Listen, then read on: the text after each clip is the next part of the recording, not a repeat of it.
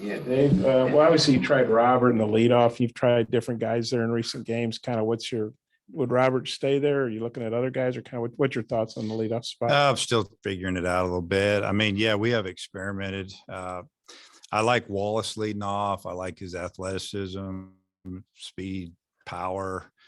Could go back that way. I like Robert more in the middle. He's got a little knack for driving in runs. He's just slumped a little bit, obviously. I'm thinking I probably will move him maybe more to the middle of the lineup. Maybe put Wallace back. Yeah, possibly that. Yeah. And then you look, I mean, I know somebody's got to be last in the West. It's such a good division, but I don't, Ole Miss was ranked number 1 in some preseason polls, and they seem to be struggling, by their standards. Kind of what do you make of the season they're having so far? What do you expect from them? Yeah, I mean, they've had some injuries that have, like we all have, but I think theirs have hurt them a little bit more. And I mean, you just never know how it's going to go. Kids have good years one year, they have average year the next. A lot of combinations. They played tough schedule. I mean, it's hard to say. I mean, I don't know. I mean, my thing is I just try to take care of our team, and when we play, whoever we play, we go after them. So I don't really know what to say about them. What do you expect from them? I expect them to be really good, and I expect it to be a really good series. You can throw the records out, in my opinion. They have good players. They have good arms. They're very offensive. I mean, up and down their lineup's tough. It's just, wins and losses, it can flip. And, I've seen it happen. So I expect it to be a really good series, very competitive. You mentioned Robert slumping a little bit. You seemed after the Tuesday game, like when he starts hitting, like you sound confident. What are you seeing from him in practice, and what do you think it's going to take to get him to get it going again? I don't know. I mean, we're working. He's working extremely hard. He's one of the hardest working guys on the team. I mean, if yesterday's workout was any indication of what's going to go on the rest of the season, he swung the bat really well yesterday. I mean, a lot of hard hit balls all over the field, both sides of the plate, not very many fly balls and pop ups. So yeah, hopefully he can take it into the game. I mean, he's just the one we're talking about now. There's other guys that need to step it up, and hopefully they will. We haven't had, really say 5 or 6 guys really have a good weekend the same weekend. It's been a couple here, a couple there, and we've still won a pretty good amount of ball games. So hopefully, our better days are in front of us, and, the sooner the better. Have made are you sticking with the same rotation this weekend? Yeah, we'll go the same rotation. What are you looking for out of Wiggins, bouncing back from last weekend? Well, it's kind of been the pattern a little bit with our, with Hagen Smith and Jackson Wiggins. If they didn't have a real good outing one weekend, the next weekend they were pretty good. And I think they would both tell you they didn't have a real good outing last weekend. So hopefully they'll pitch a lot better this weekend and give us a little bit more time to get into the game, figure out what we need to do with our bullpen. So hopefully we'll stick with that Wiggins will have a really good outing for us. I know you said throw the records out, but Ole Miss is 6-12. They really realistically need to start winning series to kind of get into the tournament. What do you think it's like facing a team that's talented and also has their back against the wall? So you're probably getting their best shot this weekend. Yeah, you see that a lot, though. We know we're going to get a great effort from them. Again, what we try to do is just focus on what we do well and what we need to do well and play and try to win the first game, go from there.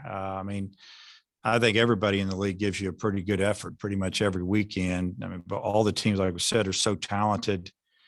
But you catch teams playing good, you catch them playing bad, or they're not playing well. It's a long season. It's a lot of up and down. So the more consistent we can be, the better chance, for us to have a good weekend. And I wanted to also ask about Jay Sportman. He swung it pretty well in the midweek game. Seems like he's kind of getting the feel for things a little bit.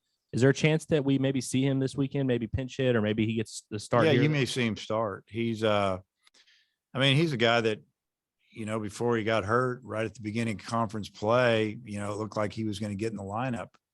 I think he had a big game on a Tuesday or Wednesday, a couple double home run, and I think we're whatever pre-gaming, and he got hurt somewhere right after that. He's healthy now. I like his approach at the plate, brings a little more sock to the lineup, but someone's got to sit if he gets in there. Our outfielders have done pretty well for the most part. I mean, the averages aren't big time. So sometimes it just comes down to matchup. So, if he's a better matchup than, say, a right-handed hitter, then maybe that's what we do. About 6 or 7 months ago, you were talking, you thought Evan Taylor was going to have a breakout season, but has he exceeded your expectations for him? Well, I'd have to say nobody could have projected that he was going to be this good. I think it's evolved because of he's having success, and now he's got a lot of confidence. And he's a big guy. He wants the ball. He kind of got a rubbery type arm, and he can give you a couple outings on the weekend and probably a third if one of those outings was pretty short. So, I'd say he's exceeded it up to this point, but I don't see what he's doing going away at all unless he's not feeling right. So he's always had good stuff. We've had trouble hitting him, and now he's taking it to the game. And I mean, you brought him in a lot of leverage situations. There seems to be a lot of confidence that he's going to get you out of those tight spots. Yeah. I mean, and if it doesn't work out, we feel like we went to the right guy because he's shown us the ability to do that. And he's done it time after time. We don't expect him to be perfect, but he goes in there and competes hard, and he makes the other team earn it for the most part. And that's what we love about it. Tiger landed on the stopper of the year midseason watch list. Just what have you made of his season, and how impressive has it been since he's a true freshman? Well, it's been real impressive because he didn't get to pitch a lot in the fall because he had a little bit of an injury. And so the outing that we did see him throw, we're like, wow, that's pretty good stuff. And then, he didn't pitch much after that, had to rest and rehab, and he's done a great job for us, and he brings a lot of confidence to the mound. Obviously, the first time he went out and finished the game, we were like, okay, that was really good. The second time we're thinking, can he do it again? Or was this just one of those great outings? And then we've learned that he is very confident. He wants the ball. He doesn't really care what the situation is. And, it's not like he's a one pitch guy, and it's not a 2-pitch guy. He's really got 3-4 pitches. He's got 2 different breaking balls, change up, and a fastball. Coach has been working a lot with him on his changeup, and it's a good one, but he hasn't thrown it a whole lot. So really what we're telling you, we're probably getting him ready for down the road to be a starter here, because he's got 3 to 4 pitches. He's got some durability. He's a big, strong kid. But right now that's the best role for him on this team. So he's done a great job. Dave, Elko, I think Andrew said he had 16 home runs. So I'll go He with that. does. He's Mr. Stats over there. Well, and I know last year he played with an 8 torn ACL, I think it was, and still was pretty productive. Just what do you think about the season he's having? He's having a great year. I mean, he's got 16 home runs. He's tearing it up. He's a big, strong guy, man, and he's a great human being, good person. Personally, I'm happy for him. I just hope he doesn't take it out on us. Hope we can get him out some this weekend, and then he finishes the year strong. But, you got to cheer for a guy like that, at least when you're not playing him, because he was a big part of their team last year. I mean, he had a little semi-collision with a first baseman on a midweek game, landed wrong on his knee, and it changed their team for a while. And then when he came back, which we couldn't believe, he came back with a brace, and I was watching the game live when he hit a home run, and he crushed it. He limped around the field. It was pretty impressive. And he hit a few more last year, and then obviously he's a lot healthier this year and bigger and stronger, and decided to come back for another year. I don't know if it's his 5th year or 6th year, but he's probably the leader of that team. You sound like you know him a little bit on a personal level, or maybe that's just because he's been around so long. Just or- from being around him and hearing people talk about him and reading stories. And, I try to keep up with a lot of the players in the league and, just what they're all about. And then, obviously, you guys had some frustrations leaving runners on in scoring position. What do you think you have to do to improve your situational hitting? Is it Yeah. approach? Is it just you need A little bit of breaks, or everything, just everything you're saying, approach, being really conscious of it. The players were in the box. What's their plan with runners and certain on bases, what base, how many outs, situation. Obviously that's what we worked on yesterday, worked on it. We'll work on it again today, but bottom line, go up there and have a good approach, stay through the middle of the field. And, you give yourself a lot better chance to make contact against some of we faced some really good pitching at A&M in that situation. That left-hander they brought in, he got us 2 different times, and he got a little help too that we can't control and I can't comment on, that really put a couple of our hitters in a bind. But, they also got maybe a pitch in that at bat that they fouled off. And when you look back on it, you get one pitch from a good pitcher to hit, you got to hit it. And then after that, he went to work on us a little bit. You're at the point in the year where you're playing fewer midweek games, you get more practice time. How much do you think that benefits your team? As far as what now that what? Getting more practice time and fewer games. Do you Oh, feel from like now there's- on, you're Yeah, saying? Yeah. The two games, midweek games, the 5-game weeks are great as far as just getting some guys out there a lot of times that haven't played much, or pitchers that need to throw. That's really what it's for. We got to get we schedule 56 games because that's the max we can schedule.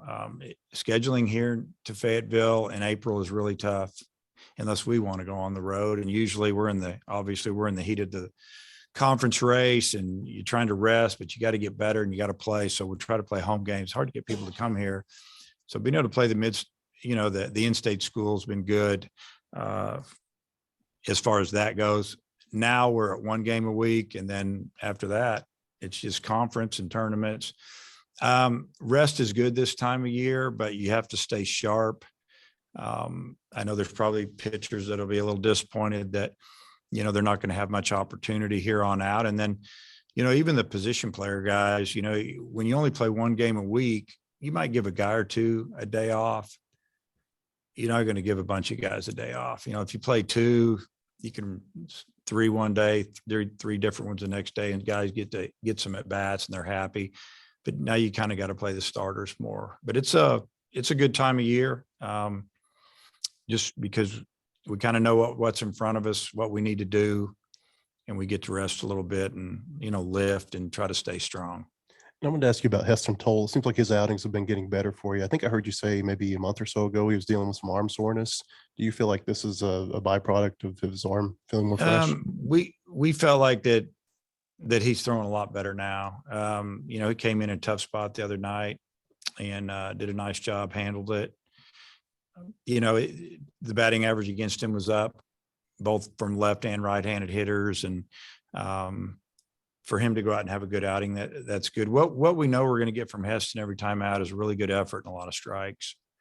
And he's a guy you can bring in when maybe we're struggling throwing strikes or bunt situation. He's going to throw a strike. They're going to bunt it. Now, if he can get us another out or 2, we're in good shape.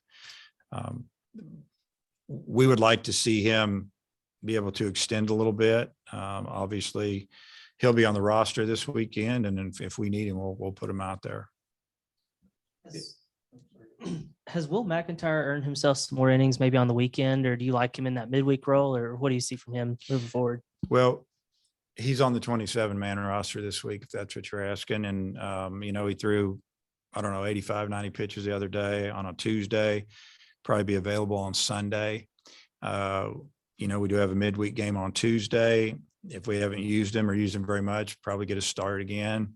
But if we need him this weekend on Sunday to give us some innings, and that's what we feel the best matchup would be, then we'll use him. So yeah, he's got 4 pitches and he throws them for a strike. Obviously the fastball, and he's got a slower breaking ball. He's got a hard breaking ball. You call it cutter or slider, and then he's got a changeup. So Sometimes you just need an opportunity, and he got it, and he's going to keep getting the ball because he deserves it.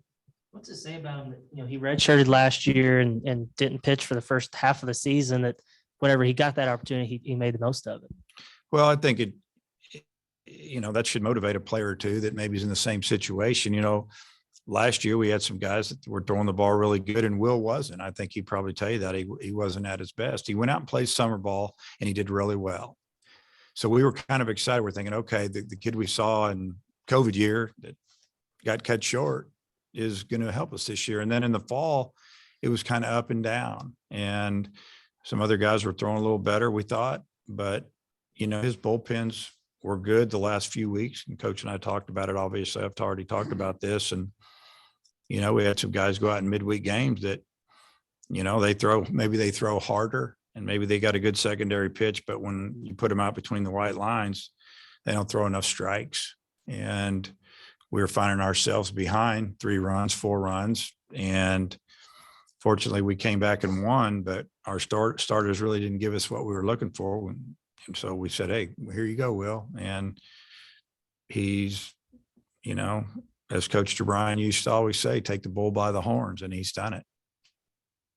Hey, Dave, I know you obviously know the new coaches at LSU and A&M. I mean, you faced them at other schools, but for after the last 2 weeks, you play guys first year at the SEC, and there's a lot of change over the SEC in all the sports. But you and Mike Bianco are kind of the exceptions to the rule, as long as you guys And are Tim Corbin, he's right there too. Yeah. So. And but you're not playing Betty this weekend. So, but what do you think about him? What's y'all's relationship like, and kind of what's it like when you face a guy year after year after year? Well, Mike's a really good baseball coach, and he's he's former catcher, so he knows pitching. Obviously, he knows how to run a team, and he's had as much success as anybody in this league over the last 22 years. He's actually the dean of the league, a couple of years or a year longer than Coach Corbin and I. Always puts a great team on the field.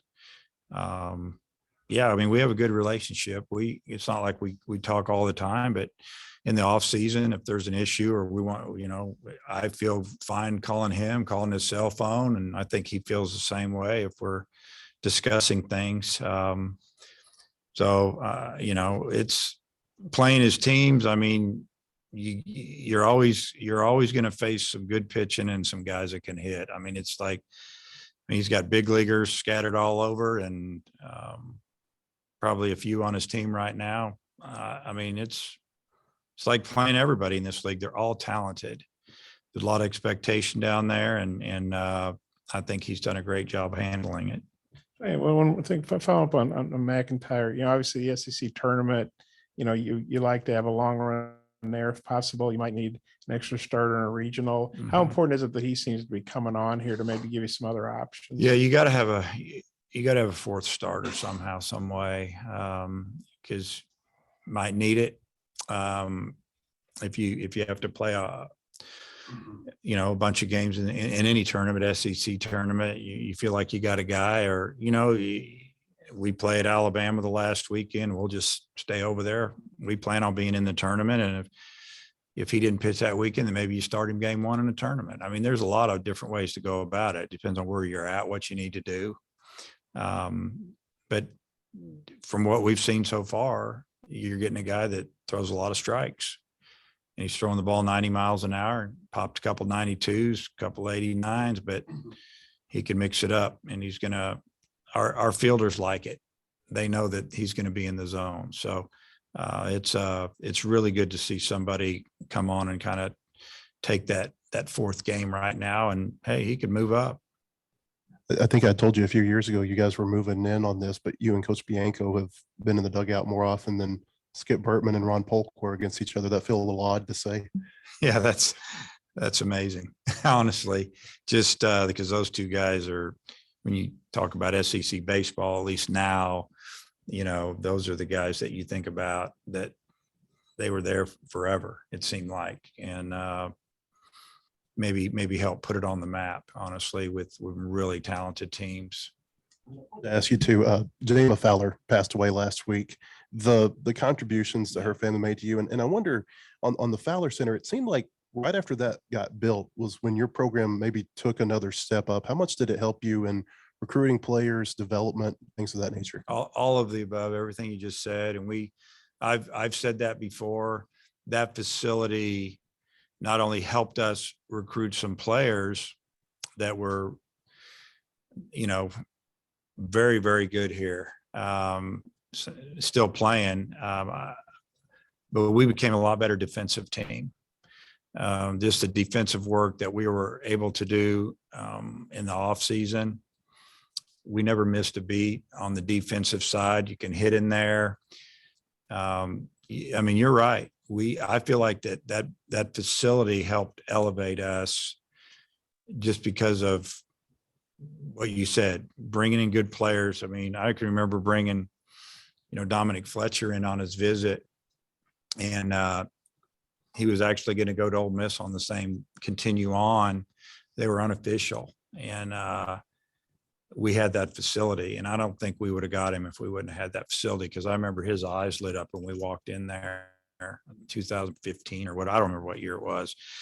And then he went over to Ole Miss, and I think we'd recruited him a little bit longer. And I'm not saying he wouldn't have come here, but I really believe that put us over the top, because he could see himself in there all the time working out, getting extra swings in. And it was, but that building and their contribution to get that going and end up being a lot nicer than I ever probably imagined when it started. And we've definitely used that building to build this program. Yeah. I think in one of the games 2 weeks ago here, y'all had 14 or 15 fly ball outs, and we've talked about how the wind's blowing this year and stuff. Has there been any kind of, I know there's not as much bunting anymore in baseball and so forth, but how do you approach all that now in terms of home runs? Well, so it's, and who knows, and I don't know which game it was, but yeah, it's been everywhere. It's been a really kind of strange weather year with a lot of wind.